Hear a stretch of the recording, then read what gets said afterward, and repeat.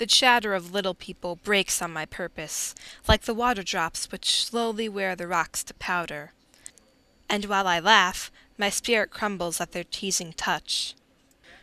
Written by Amy Lowell, this poem was published in Poetry magazine in September 1915.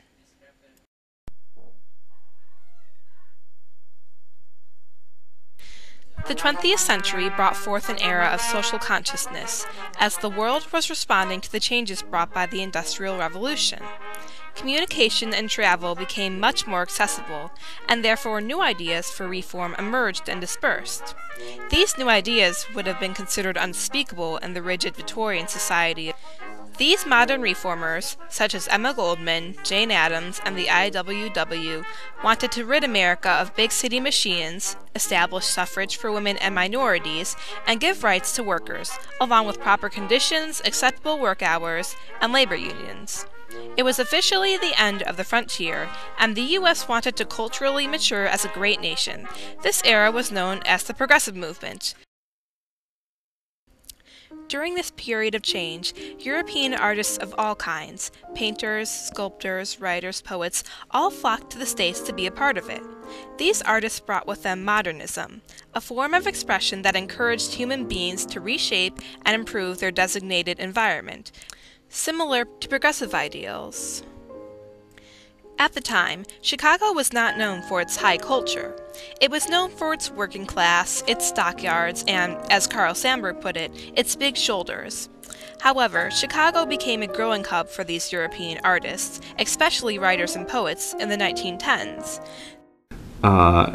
It was an era that in Chicago Chicago was rebuilding itself still from the fire. And the Art Institute had fairly recently been established, the Chicago Symphony Orchestra, and Harriet Monroe felt that poetry should have just as prestigious and important a forum. Harriet Monroe was a great lover of poetry and an active member of the budding literary scene of the city with an expanding list of acquaintances. She founded Poetry, a magazine of verse, in 1912. The arts especially have a need of an entrenched place, a voice of power, if they are to do their work and be heard. The present venture is a modest effort to give poetry her own place, her own voice. Harriet Monroe, 1912. Well, when the magazine was formed, it was formed at an interesting time in sort of publishing history. It's hard for us to really put ourselves in the position that Harriet Monroe was in. At the time, there really were no journals that published poetry exclusively. After many difficulties, both financially and obtaining the poetry to publish, the first issue of Poetry was released on September 23, 1912.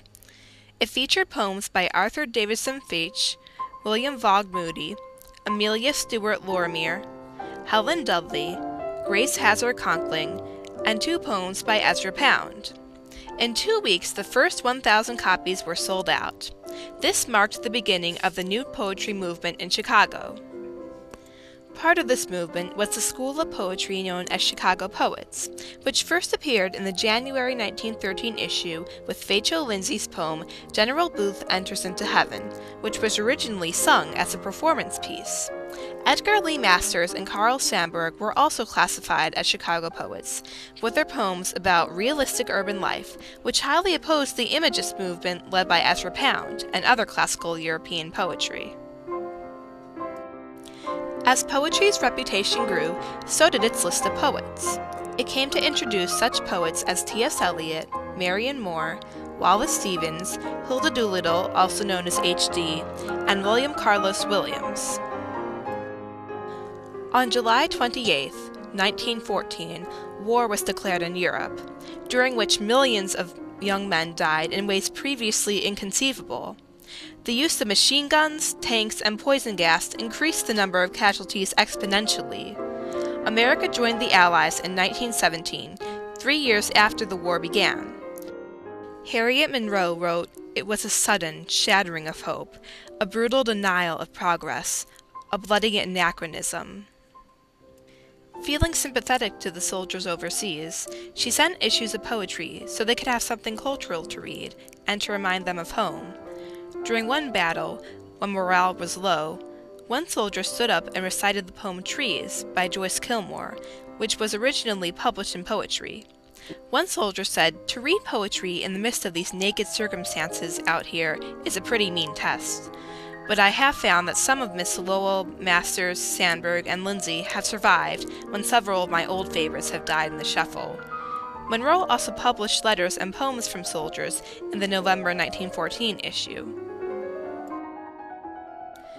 Poetry glorifying war has been around for eons, dating back to Homer's Odyssey, an epic poem about the Trojan War. Monroe once criticized that poets have made more wars than kings, and war will not cease until they remove its glamour from the imaginations of men. She instead allowed her magazine to be a forum for political thought and protest, sometimes publishing poetry that took the glamour and grandeur out of war. Carl Sandburg, one of the great American poets of the 20th century, received his first big break from Poetry magazine. His poetry became a regular in the magazine for many years. When the war began, he was already an active socialist and freely spoke out against the war, despite the dangers. One of his most controversial poems, The Four Brothers, was republished in Poetry. A note before the poem read, "Poetry believes that publication of this poem is a service of loyalty to the democracies at war." Tensions within America were high. The hypersensitive patriotism at the time made the government fear those who spoke out against the war, and tried to prevent it by passing the Espionage and Sedition Acts.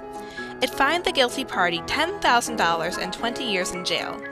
Emma Goldman, Eugene Debs, and other radicals were thrown in jail for protesting.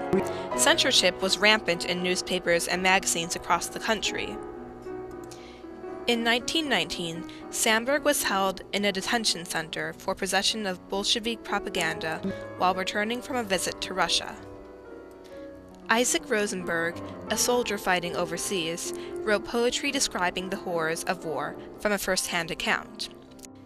His poem Break of Day in the Trenches was published in the December 1916 issue. "It seems you inwardly grin as you pass. Strong eyes, fine limbs, haughty athletes, less chance than you for life, bonds to the whims of murder, sprawled in the bowels of the earth, the torn fields of France. What do you see in our eyes, at the shrieking iron and flame hurled through still heavens?" Tragically, Rosenberg was later killed in action. Monroe also kept close correspondence between herself and poets fighting overseas. Rupert Brooke was a young British poet fighting in France. Monroe published his work in her magazine. During a visit to Chicago before the war, Monroe thought Brooke was the most handsome man she'd ever met, and immediately went to take his picture. Unlike Sandburg and Rosenberg, Brooke's poetry was very patriotic and proud. He wrote in his poem The Soldier, "If I should die, think only this of me, that there's some corner of a foreign field that is forever England." Yet like Rosenberg, Brooke died of pneumonia during the war at only 27. His poetry in death is considered to represent the lost generation, the thousands of young men who perished in the war. After his death, Brooke's mother wrote a letter to Harry Monroe, thanking her for the opportunity she gave to her son while he was alive. After the war ended, the world started to recover. Monroe continued to discover new poets, like E. E. Cummings and Langston Hughes, up until her sudden death of a cerebral hemorrhage on a trip to Machu Picchu in Peru on December 26, 1936. Actually, Chicago itself, on the American stage, at the founding of Poetry magazine was really attempting to make itself as much a cultural center as some of the other larger cities. And I think that that Poetry magazine played a real instrumental role in creating that identity.